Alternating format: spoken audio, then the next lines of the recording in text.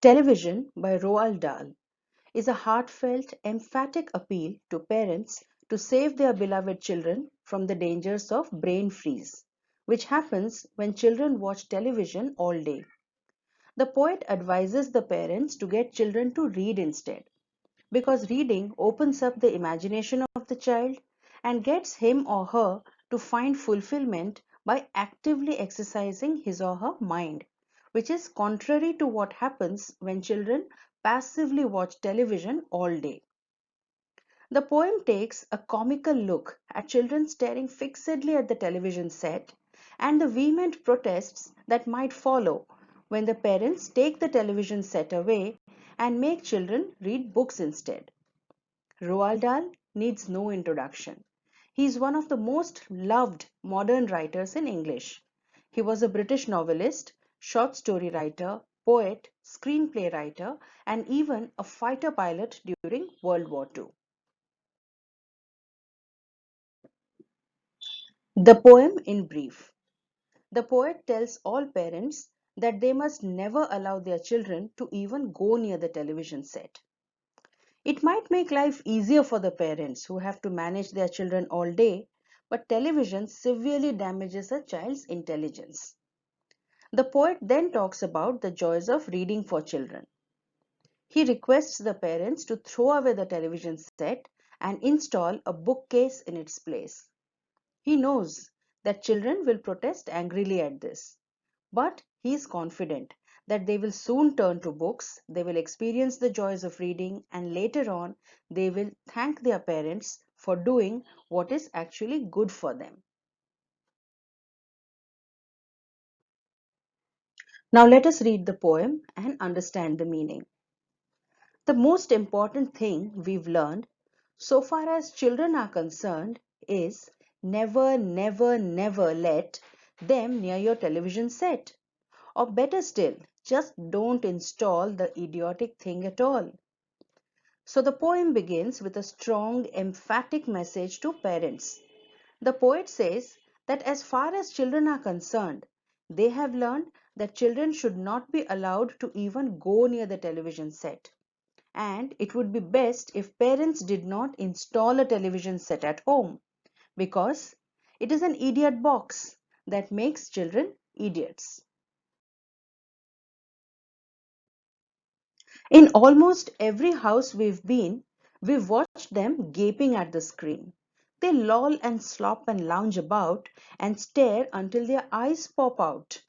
Last week in someone's place we saw a dozen eyeballs on the floor. The poet says that in almost every house that they have been to, they have watched children staring at the screen with wide eyes. These children are so lazy that they lie lazily in one place, and when they move lazily. They stare at the television set continuously till their eyes pop out of their sockets. The poet jokingly and as a hyperbole says that last week in someone's place they saw a dozen eyeballs that must have popped out of children's eyes lying on the floor. They sit and stare and sit until they are hypnotized by it, until they are absolutely drunk with all that shocking, ghastly junk. The poet says that children sit and stare at the television set all day like unintelligent beings. They get totally hypnotized and drunk with all the shocking, frightening rubbish that they see. Hypnotized means they believe whatever they see on TV to be real and think that TV is an accurate representation of the real world. Drunk means they get addicted to it and lose control of their mental faculties. Oh, yes, we know it keeps them still. They don't climb out the windowsill. They never fight or kick or punch. They leave you free to cook the lunch and wash the dishes in the sink. The poet says that they understand why you allow your children to watch television. It is because they are so engrossed by it that they stay quiet. They don't run around or play mischief. They don't fight and hurt each other. This allows the parents to finish their household chores. The parents are then able to concentrate on cooking lunch and washing the dishes that have piled up in the sink. But did you ever stop to think, to wonder just exactly what this does to your beloved tot? The poet then asks parents that have you ever paused to think? Have you ever reflected upon what hours and hours of television viewing does to your beloved toddler? It rots the sense in the head. It kills imagination dead. It clogs and clutters up the mind. It makes a child so dumb and blind he can no longer understand a fantasy, a fairyland. So television makes a child dumb. His or her intelligence rots away. The child becomes unimaginative. The junk on television blocks and crowds up or messes up the child's mind.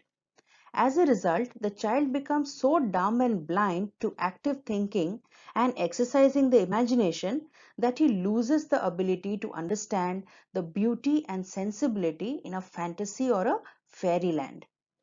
His brain becomes as soft as cheese. His powers of thinking rust and freeze. He cannot think, he only sees. A child who watches television all day loses his mental faculties. The poet uses a simile by comparing the brain to cheese to explain how soft, that means pliant and useless, the brain becomes. His powers of thinking get spoiled and stagnate. There is no development, there is only degradation. The child is no longer able to use his brain actively and think. He only sees passively. All right, you'll cry. All right, you'll say. But if we take the set away, what shall we do to entertain our darling children? Please explain. So, after hearing what the television is doing to their children, the parents will grudgingly agree. They will say, all right, we agree with what you are saying. But if we take away the television set, then how will our darling children entertain themselves? How will they stay occupied? How will they use their time? Please explain to us. We'll answer this by asking you, what used the darling ones to do? How used they keep themselves contented before this monster was invented? Have you forgotten? Don't you know? We'll say it very loud and slow. The poet says that they will answer this question by asking another question to the parents in return. That, what did your darling children do before? How did they stay happy and contented before this monster, which is the television, was invented? They will ask the parents if they really don't know it, if they have really forgotten it. Then they will tell the parents the answer loudly and slowly so that they understand it very well this time. They used to read. They'd read and read and read and read and then proceed to read some more. Great Scott, gadzooks! One half their lives was reading books. So earlier, children used to read books. They loved reading. It was their hobby. They never got tired of it. They read and read and read and read continuously. Great Scott, gadzooks! These are exclamations of surprise at the wonderful capacity of reading and loving books that children used to have. The nursery shelves held books galore. Books cluttered up the nursery floor, and in the bedroom by the bed, more books were waiting to be read. So the shelves in the nursery room had plenty of books stacked in them. There were so many books that the children loved reading, and many of them were even lying about on the floor. Not only the nursery, but even in the bedroom next to the bed, there were books lying about. So the children had an active relationship with books, which is why the poet personifies them by saying that more books were waiting to be read. The poet uses exclamation marks to marvel at the sheer love of books that children used to have.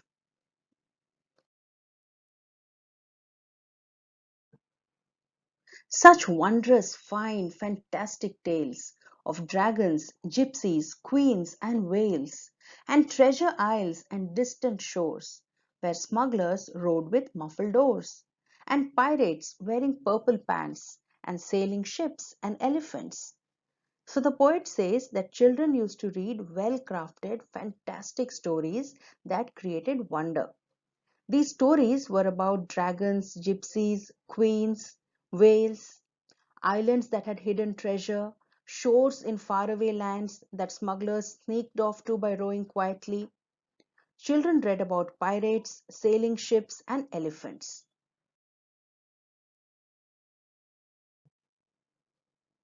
And cannibals crouching round the pot, stirring away at something hot. It smells so good, what can it be? Good gracious, it's Penelope. Children read stories about cannibals gathered around a cooking pot, focusing eagerly on stirring the dish which they were cooking. The poet then adopts a humorous note by saying that since the dish smells so good, they were probably cooking Penelope, since they were cannibals. Penelope refers to the beautiful and much sought after wife of the Greek hero Odysseus.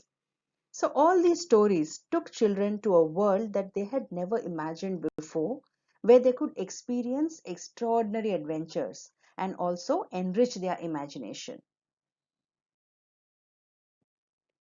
The younger ones had Beatrix Potter, with Mr. Todd the dirty rotter, and Squirrel Nutkin, Pigling Bland, and Mrs. Tiggy Winkle, and the younger children could read stories written by Beatrix Potter, who was another British writer.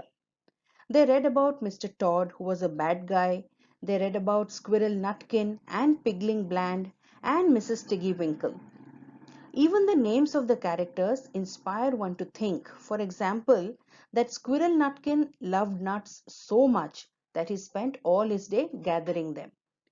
Pigling Bland was probably a boring, dull young pig. Mrs. Tiggy Winkle was probably a podgy, affectionate old lady. The poet ends the last line here with a dash and an and to show that the world of books is never ending.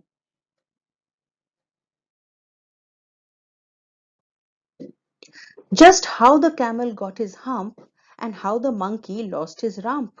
And Mr. Toad and bless my soul, there's Mr. Rat and Mr. Mole. Oh books, what books they used to know, those children living long ago. So children used to read these unusual, funny tales that tickle your imagination and also make you laugh, such as how the camel got his hump and how the monkey lost his rump or backside. They read about other animal characters like Mr. Toad, Mr. Rat, and Mr. Mole. So there was no shortage of lovable and lively characters for these children, and they got all of these through books.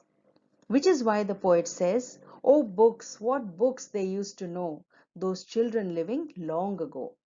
So here the poet becomes wistful, remembering the good old times, and also reminds the parents subtly that when they were children, they too read these books. So was it really all that long ago? That is an indirect, implied question and a hyperbole. So please, oh please, we beg, we pray, go throw your TV set away, and in its place you can install a lovely bookshelf on the wall. So the poet emphatically requests and exhorts parents to get rid of their television completely and in its place to install a lovely bookshelf on the wall. Then fill the shelves with lots of books, ignoring all the dirty looks, the screams, the yells, the bites and kicks, and children hitting you with sticks. So the next step will be to fill up the bookshelves with plenty of books. Children will obviously protest forcefully at this, but the poet advises the parents to ignore all the dirty looks, the screams, the yells, the bites and kicks, and even children hitting you with sticks. So the poet again skillfully uses a hyperbole here to convince parents to do what is good for their children, even if they meet with strong opposition. Fear not, because we promise you that in about a week or two of having nothing else to do, they'll now begin to feel the need of having something to read. So fear not. With these lines, the poet switches over from his loud, convincing argument to a reassuring tone for the parents. He tells them, don't be afraid of your children's tantrums, because these will last for a short time. If the parents do not give in to their children's demands, then in about a week, since they have nothing else to do, they will now start feeling the need to read books. And once they start, oh boy, you'll watch the slowly growing joy that fills their hearts. They'll grow so keen, they'll wonder what they'd ever seen in that ridiculous machine, that nauseating, foul, unclean, repulsive television screen.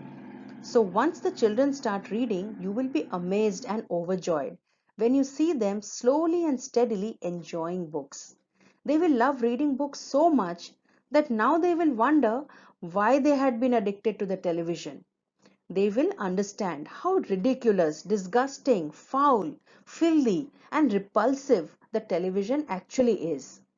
The poet uses very strong words here to underscore how harmful television is for children. And later, each and every kid will love you more for what you did. And sometime later, each and every kid, every single one of them, will love their parents even more, because they will realize that their parents did the best for them. They will understand that their parents helped them to make the correct choice. Roald Dahl is one of the most prolific of modern writers in English. Prolific means someone who is hugely productive. He was a British novelist, short story writer, poet, a screenwriter, fighter pilot, and has a large fan following among young readers. The poem Television takes a comic look at a serious problem. So, in a very light-hearted manner, he's bringing a serious problem to light. He's highlighting it, and because it is a comic look, it makes us consider what the poet is trying to say.